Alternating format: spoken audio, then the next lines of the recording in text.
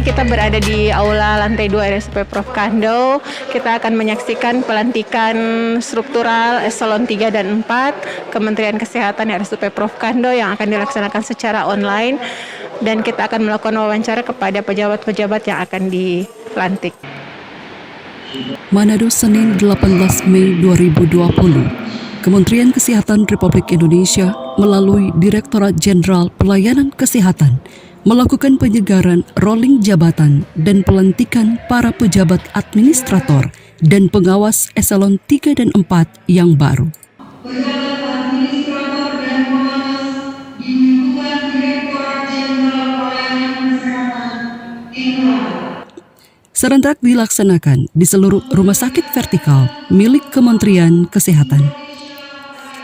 Dilaksanakan di aula lantai 2 kantor administrasi Rumah Sakit Umum Pusat Profesor Dr. R.D. Kando Manado, Direktur Jenderal Pelayanan Kesehatan Dr. Bambang Wibowo SPOGK Mars melalui webinar melantik para pejabat administrator dan pengawas eselon 3 dan 4 dan dihadiri langsung oleh Direktur Utama Dr. Jimmy Panalewen SPB KBD beserta jajaran direksi. Direktur Utama Rumah Sakit Umum Pusat Profesor Dr. R.D. Kando mengatakan, pelantikan pejabat yang baru ini merupakan penyesuaian terhadap struktur organisasi Rumah Sakit Umum Pusat Profesor Dr. R.D. Kando Manado sesuai dengan PMK nomor 48 tahun 2019. Selamat siang Pak, dari Bituat Keperawatan. Harapan Bapak terhadap eselonisasi yang baru dilantik ini Pak?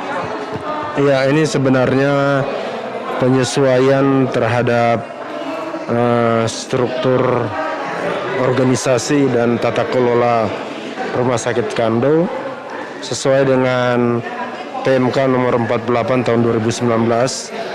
Kemudian memang ada beberapa penyesuaian, termasuk di situ ada satu direktorat yang berkurang eselon 3-nya, tapi ada direktorat yang lain justru bertambah eselon 3-nya. Relatif sebenarnya sama, memang ada beberapa jabatan eselon 4 yang kemudian berkurang. Nah, ini harapan saya bahwa walaupun ini didominasi oleh wajah-wajah lama, tetapi memang ada juga wajah baru yang masuk, disesuaikan dengan background seseorang, apakah cocok dengan struktur baru tersebut. Saya berharap bahwa dengan dilantiknya teman-teman pejabat eselon 3 dan eselon 4, maka kinerja dari Rumah Sakit Kando ini akan semakin meningkat. Apalagi teman-teman yang baru dilantik ini akan langsung berhadapan dengan tugas-tugas yang berat berhubungan dengan penyelesaian atau menghadapi wabah pandemi COVID-19. Di Sulawesi Utara sendiri pun kita mulai melihat bahwa jumlah kasus yang mulai merangkak naik, dan mungkin nanti akan ada pada situasi di mana semua komponen yang ada di Rumah Sakit Kando ini, terutama adalah pejabat eselon 3 dan 4 yang baru dilantik ini, akan terlihat sebenarnya, ya, apakah mereka benar-benar mempunyai kemampuan atau tidak. Ini sebenarnya kasus wabah COVID-19 ini menjadi test case bagi mereka. Kemudian sebenarnya ini juga adalah peluang bagi mereka untuk menunjukkan kemampuan diri, karena setiap pejabat yang menunjukkan prestasi kerja, maka semuanya itu dipotret dan direkam, sehingga nantinya ruang-ruang untuk peningkatan karir tentu terbuka. Jadi saya selalu berharap bahwa nanti teman-teman eselon 3, eselon 4 yang dilantik ini jangan menganggap bahwa COVID-19 itu sebagai suatu hal yang nantinya sangat memberatkan mereka. Tetapi harus dilihat bahwa sebenarnya ini adalah peluang emas bagi mereka untuk menunjukkan kinerja mereka. Karena semua pejabat itu tidak akan luput dari apa yang disebut dengan kerja keras dalam menghadapi wabah ini. Tapi saya yakin bahwa dengan dilantiknya teman-teman pada hari ini, saya yakin bahwa mereka mampu untuk menunjukkan kreativitas, mampu menunjukkan kinerja yang unggul, dan kemudian saya berharap terciptanya inovasi-inovasi yang nantinya ujung-ujungnya akan memberikan gambaran performance dari Rumah Sakit Kando semakin baik. Terima kasih. Kesan Bapak selama kepemimpinan Pak Suwandi di bidang keperawatan, Pak? Pak Suwandi, tentu beliau juga adalah di deretan orang yang mempunyai prestasi. Sehingga sampai dengan saat ini, beliau itu masih ada di dalam jajaran ini. Terima kasih. Adapun para pejabat yang dilantik yaitu 1. Kepala Bidang Pelayanan Medik dan Keperawatan, Dr. Handri ATP Takasenseran. 2. Kepala Bidang Pelayanan Penunjang, Nurlia Arsam, SSI APT Mars. Kepala Bagian Perencanaan dan Evaluasi, Freds Malope, SEMSI. 4. Kepala Bagian Anggaran, Ahne L. Sepang, SE. 5. Kepala Bagian Akuntansi dan Barang Milik Negara, Welmin Ponto, SE. 6. Kepala Bagian Sumber Daya Manusia, Nurse Suwandi Iluneto, Eskep MKes. 7. Kepala Bagian Pendidikan dan Penelitian, Irwan Kawulusan SH.